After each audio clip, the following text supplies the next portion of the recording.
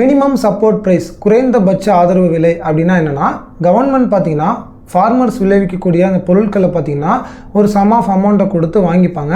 இதை தான் பார்த்திங்கன்னா நம்ம எம்எஸ்பின்னு சொல்கிறோம். இந்த எம்எஸ்பி பார்த்திங்கன்னா வருஷத்துக்கு 2 டைம் வந்து இந்த கவர்மெண்ட் அனௌன்ஸ் பண்ணுவாங்க.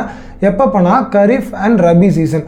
இந்த சீசன்ஸில் பார்த்திங்கன்னா ஃபார்மர்ஸ் வந்து விளைவிக்கிறதுக்கு முன்னாடியே பார்த்திங்கன்னா ஒரு 23 கிராப்ஸ்க்கு பார்த்திங்கன்னா இந்த எம்எஸ்பின்றதை டிசைட் பண்ணி அனௌன்ஸ் பண்ணுவாங்க.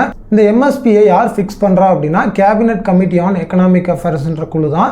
இதை தலைமை தாங்கிறது யாருன்னு பார்த்தீங்கன்னா பிரைம் மினிஸ்டர். ஸோ இந்த பிரைம் மினிஸ்டர் தலைமை தாங்கக்கூடிய குழுவுக்கு வந்து யார் ரெக்கமெண்ட் பண்ணுவா ப்ரைஸஸ் அப்படின்னு பார்த்தீங்கன்னா commission for agricultural cost and ப்ரைஸஸ்ன்ற குழு தான். இது எந்த மினிஸ்ட்ரிக்கு கீழே இருக்குன்னு பார்த்தீங்கன்னா அக்ரிகல்ச்சர் அண்ட் ஃபார்மர்ஸ் வெல்ஃபேர்ன்ற மினிஸ்ட்ரிக்கு கீழே தான் பார்த்தீங்கன்னா இந்த சிஏசிஏபி கமிஷன் வந்து வேலை பார்ப்பாங்க. ஸோ இவங்க தான் பார்த்தீங்கன்னா இந்த கேபினட் கமிட்டி ஆன் எக்கனாமிக் அஃபேர்ஸ்க்கு ரெக்கமெண்ட் பண்ணுவாங்க. அவங்க தான் பார்த்தீங்கன்னா இந்த எம்எஸ்பின்றதை ஃபிக்ஸ் பண்ணுவாங்க. இந்த மினிமம் சப்போர்ட் ப்ரைஸ் ஃபார்மர்ஸ்க்கு கொடுக்கறதுனால என்ன பெனிஃபிட் அப்படின்னு பார்த்தீங்கன்னா, எக்ஸாம்பிள் நான் சொல்கிறேன். நான் ஒரு விவசாயி, நான் வந்து தக்காளி அறுவடை பண்ணுறேன் அப்படின்னா அந்த தக்காளிக்கு வந்து டிமாண்ட் இருந்தால் தான் என்னால் அந்த பொருளை விற்க முடியும். சில டைமில் டிமாண்ட் இருக்கும், சில டைமில் வந்து டிமாண்டே இருக்காது.